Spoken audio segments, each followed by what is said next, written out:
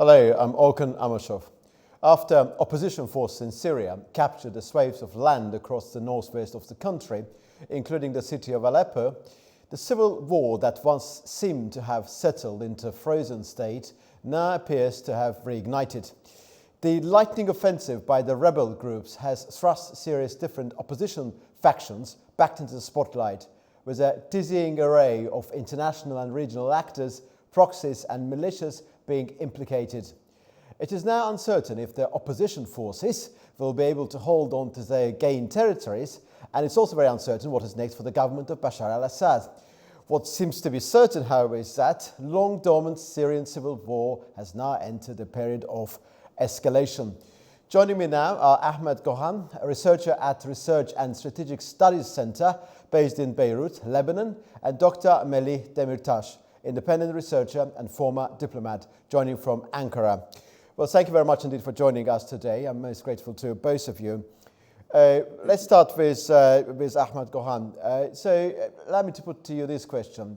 Although for many the swift rebel offensive came as a surprise, we have heard from some experts that in fact the operation was planned and ready to be executed 7 weeks ago, and that it was delayed for some considerable time. Could we look into the timing of this offensive and understand the circumstances surrounding it? Thank you for having me. Honestly, after a quick stakeholder analysis, there is a very unlikely interest in eliminating the Assad regime. So those who are interested in this conflict with Israel and Turkey also don't want to get rid of the government. They need to improve maybe their negotiation with al-Assad, and they think more pressure is more profit. So let's take a look about each part and what their interests are. For example, EU is maintaining relations with Syria. Italy named Stefano Ravagnan as currently the Foreign Ministry's Specialist for Envoy for Syria, the director of the Center of the Middle East Study at the University of Oklahoma, stated that Europe will eventually have to follow and normalize its relation with Syria, and that's related directly with the refugees crisis. The US is in full lame duck modus, so the US doesn't buy or sell any project meanwhile. And I doubt that the US is interested in an Islamic State bordering Israeli entity. Saudi Arabia reopened its embassy in Syria, and it's completed the reconciliation with the Syrian government. So we also saw that Syria's national airline resumed flight to Saudi Arabia after like 12 years interruption, highlighting Saudi interest in a stable Syria. Russia and China are two strong alliances, we all know, and Syria has a seat they didn't have. So maybe we can look at Turkey and Israel. I think Turkey searched a lot for an opportunity to sit with al-Assad, and probably they are creating the opportunity now. So earlier this year, Turkey initiated normalization talks with the Assad government. Still, these efforts were unsuccessful, as Damascus insisted on the complete withdrawal of Turkish forces from the northern Syria as a prerequisite. So we should maybe do a stakeholder analysis to see who is interested in this conflict and how this party or how this sport may support the Hayat Tahrir al-Sham and the Qasad and other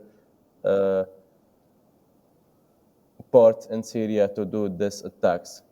Ahmed Gohan, thank you for your analysis and for your look at different stakeholders involved within this process. Dr. Demirtas, talking about the stakeholders, of course, how would you evaluate what happened at Astana summit, where some of the disagreements between Turkey, Iran and Russia were reported, and the swift offensive that was launched last week? Because what we have heard from some Turkish experts that there was a discussion about forcing the government of Bashar al-Assad into a realm wherein the certain degree of deal between the parties would have been possible. But it looks like that Iran and Russia did not back Turkish proposal, and that there was a green light from Ankara, which eventually led to what happened last week. What is your analysis of the latest circumstances? Thank you. Thank you also giving me this chance in this sensitive times, still continuing in our very near region. In the Middle Eastern process, I also want to thank my colleague from, I think, Beirut.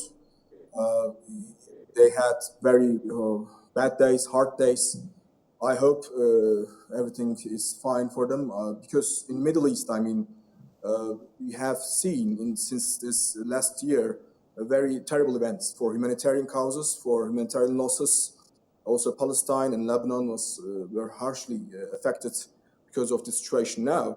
I think Syria is for maybe 10 years, more than 10 years, also was in the top agenda for diplomats, also for Syrian, Turkish, Russian, and Iranian, of course, but also United States and the other Western countries, the top agenda and number one issue. I don't want to call maybe, as you said, the green light is given by Turkey. No, it's a very sensitive region, as we said, because Mr. Bashar al-Assad said that maybe we should, take our troops back. But as everybody see now, we can understand that this region is so sensitive. There are so many kinds of groups. Some are called very extremist groups. They used Islamic pretexts because religion of Islam, as we all know, it is a philosophical discussion, but it cannot be accepted in the name of Islam. But they call themselves as Islamic, and they call themselves as some extremist groups. We also accept them as terror groups, but there are also some other groups that they want to create a free zone. They want to create their own, safe lives for their own families, for their own households. They are much more in northern Syria. We know that. They are so near to Turkish border. And now, as we've seen since the last night, that these groups are maybe collaborating between each other. And now we do not want to see that this will affect the unity and territorial integrity of Syria also. As our president, Erdogan, said, as my colleague also repeated for several months, we are so ready to talk this with the legitimate government of the states, including also Mr. Assad's regime now. Although it has some problems, definite problems, as we talked about in the Astana process, but we are still ready with the observance of also with Russia, Iran, some other countries to talk about these humanitarian solutions in our region.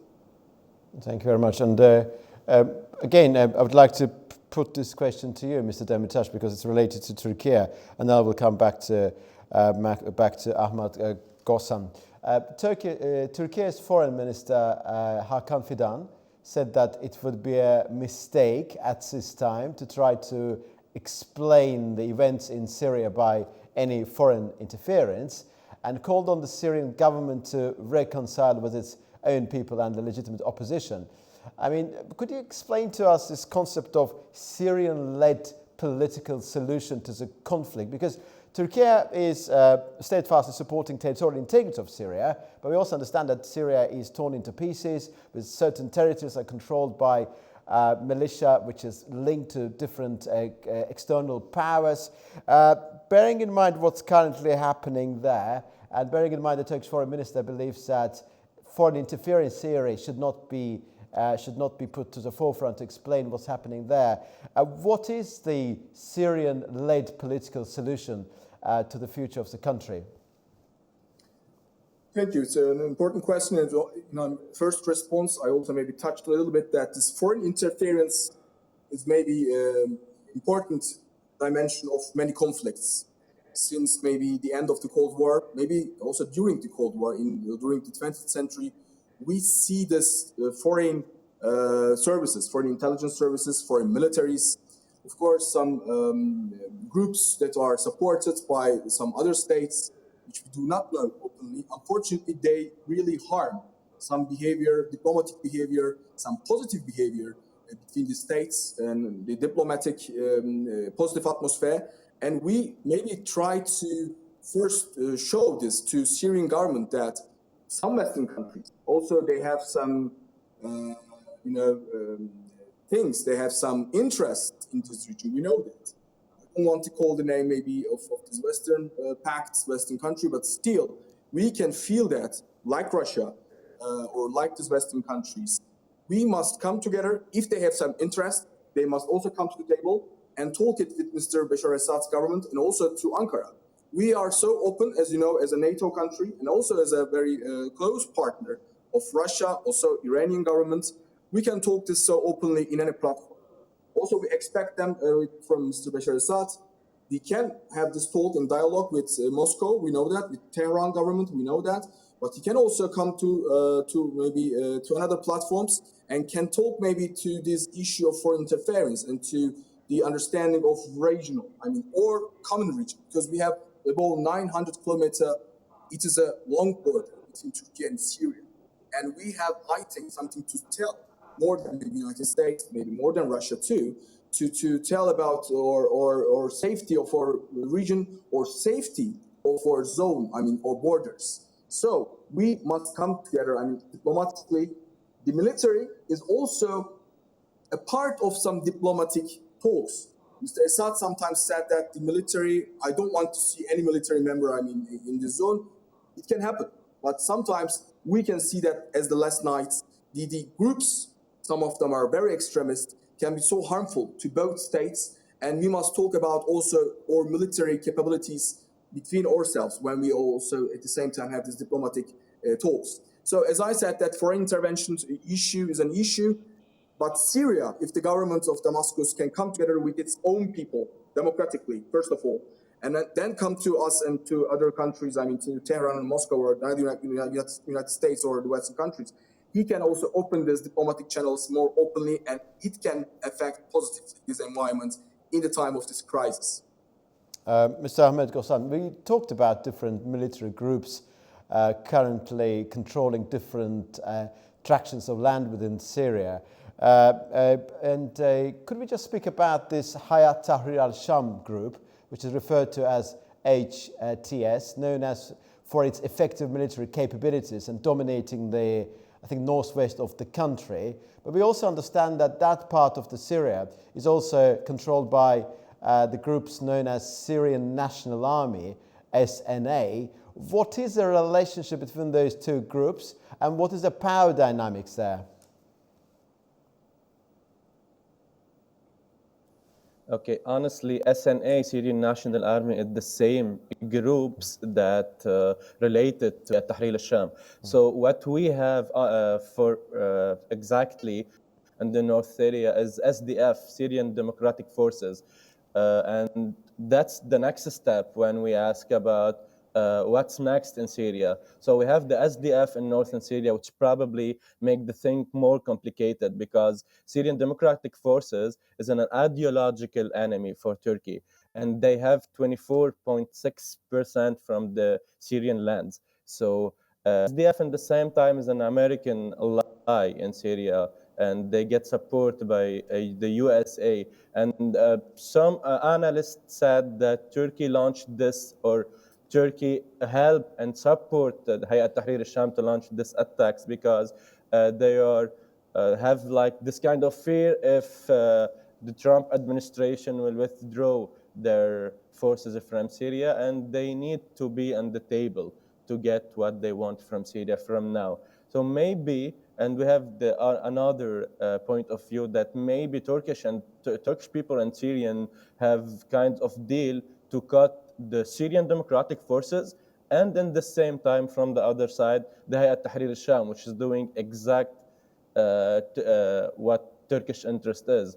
So I think it is the last match to play with the extremists in the Middle East, especially that we saw the Arab region and Arab leaders stated that they support al-Assad in his war against terrorism.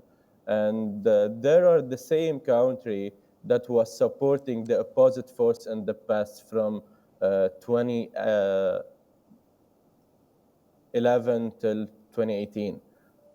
So we have this kind of shift in powers in Syria, and I think it's the most mixed proxy war in the 21st century. So we have to do like a stakeholder analysis in the deep of each regional, international, and border states. Thank you very much, Ahmed Gossam, Dr. Demirtas. I'm grateful to both of you. Thank you very much indeed for your time and for your analysis. Thank you Thank for you, having Sohan. me. Thank you. Thank you very much. This were Ahmed Gossam, researcher at Research and Strategic Studies Center based in Beirut, Lebanon, and Dr. Melih Demirtas, independent researcher and former diplomat who joined us from Ankara. That's all for now, and see you very soon.